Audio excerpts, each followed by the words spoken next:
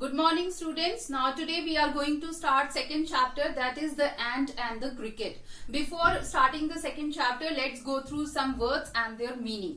So let's get started. First, accustomed, used to. इसका मतलब है कि किसी चीज का आदी होना, usual, जो हमेशा हो, habitual. Second, cricket, a small brown insect which makes noise by rubbing its wings together. छोटा सा ब्राउन कलर का इंसेक्ट होता है जो कि आवाज करता है जब वो फड़फड़ाता है या अपने विंग्स को जब रब करता है. Third, crumb, a very small piece of food, खाना का बहुत ही छोटा सा टुकड़ा. Now the next word, famine, shortage of food for a long period of time, यानी कि बहुत समय तक अनाज की कमी होना, खाना की कमी होना, जिसको हम बोलते हैं सूखा पड़ना. फिफ्थ, gay, happy, यानी कि खुश होना. सिक्स्थ, hastily, quickly, यानी कि जल्दी. Now seventh word, lay nothing by, यहाँ पे इसका मतलब है to not store some food, कुछ भी फूड इकट्ठा करके खाना नहीं रखना. Miserly here, not sharing anything with anybody, यहाँ पर इसका मतलब है कि किसी के साथ कुछ भी शेयर नहीं करना. Starvation, the state of suffering caused by having no food, खाना ना मिलने के कारण भूख से तड़पना, हम कह सकते हैं hunger. So these, now let us start the poem.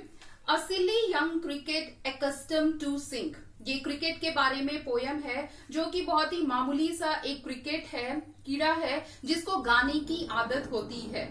Through the warm sunny months of gay summer and spring, चाहे गर्मी हो, चाहे समर, चाहे स्प्रिंग, कोई भी सीजन हो, वो खुशी से हमेशा गाता रहता है. Began to complain when he found that at home, और वो कंप्लेन करना शुरू कर देता है जब उसे घर में दिखता है his cupboard was empty and winter was come, उसका जो कबर्ड होता है वो खाली होता है और विंटर आ गया होता है, यानी कि सर्दी का मौसम. Not a crumb to be found, खाने का एक छोटा सा टुकड़ा भी नहीं होता है. On the snow covered ground, और विंटर में कई जगह स्नो गिरता है, स्नोफॉल होता है, तो पूरा ग्राउंड स्नो से कवर रहता है, बर्फ से. Not a flower could he see, किसी भी फ्लावर को वो नहीं देख पाता है. Not a leaf on a tree, और पेड़ पे जो लीफ होते हैं, पत्ते होते हैं, उनको भी नहीं देख सकता है. Oh what will become says the cricket of me, फिर क्रिकेट बोलता है कि अब क्या होगा मुझसे, कहता है. At last by starvation and famine made bold, और लास्ट में भूख से तड़पने के कारण और फेमिन यानी कि अनाज का थोड़ा भी दाना खाना ना होने के कारण वो बहुत ही बोल्ड बन जाता है. All dripping with wet and all trembling with cold, यानी कि हर जगह बारिश की बूंदों से हर जगह गीला हो जाता है और ठंडी से वो कांपने लगता है. Away he set off to a miserly end, और फिर वो मिजरली एंड के पास जाता है. मिजरली एंड यानी जो किसी के साथ कुछ भी शेयर नहीं करती है. To see if to keep him alive he would grant, उसको देखने के लिए या उसको जिंदा रखने के लिए ही would grant him shelter from rain, क्या वो उसको शेल्टर देगा रहने के लिए, बारिश से बचने के लिए. And a mouthful of grain, और खाने के लिए थोड़ा सा अनाज.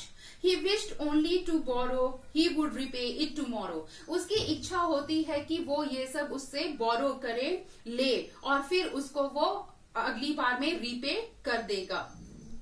If not he must die of starvation and sorrow, और अगर वो ऐसा नहीं करता है तो वो भूख के कारण और दुखी के कारण मर जाएगा.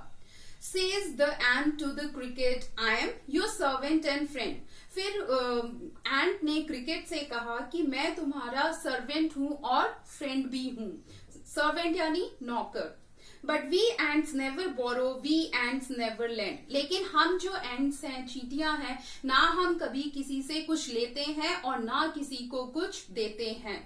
But tell me dear sir, did you lay nothing by, लेकिन मेरे प्यारे सर मुझे ये बताओ कि क्या आपने थोड़ा भी कुछ नहीं रखा है.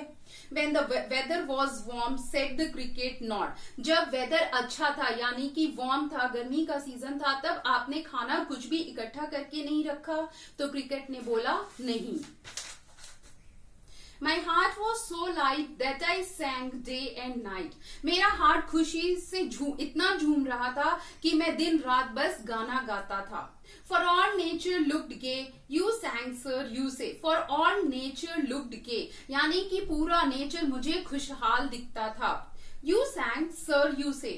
आपने कहा कि आप गा रहे थे.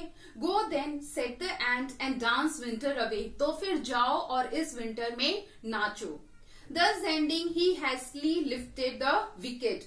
फिर लास्ट में उसने विकेट को बहुत ही जल्दी उठाया.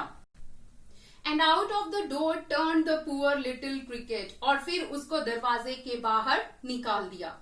Though this is a fable, the moral is good. हालांकि ये फेबल है. फेबल क्या होती है? ट्रेडिशनल स्टोरीज होती है एनिमल्स के बारे में. तो हालांकि ये फेबल है लेकिन इसका जो मोरल है वो बहुत ही अच्छा है. If you live without work you must live without food. अगर आप बिना काम के रहोगे तो आपको बिना खाने के भी रहना पड़ेगा. यानी कि इससे हमें ये मैसेज मिलता है कि हमें हमेशा काम करते रहना चाहिए. We should always work, we should not be lazy. So with this we have completed word meanings as well as poem.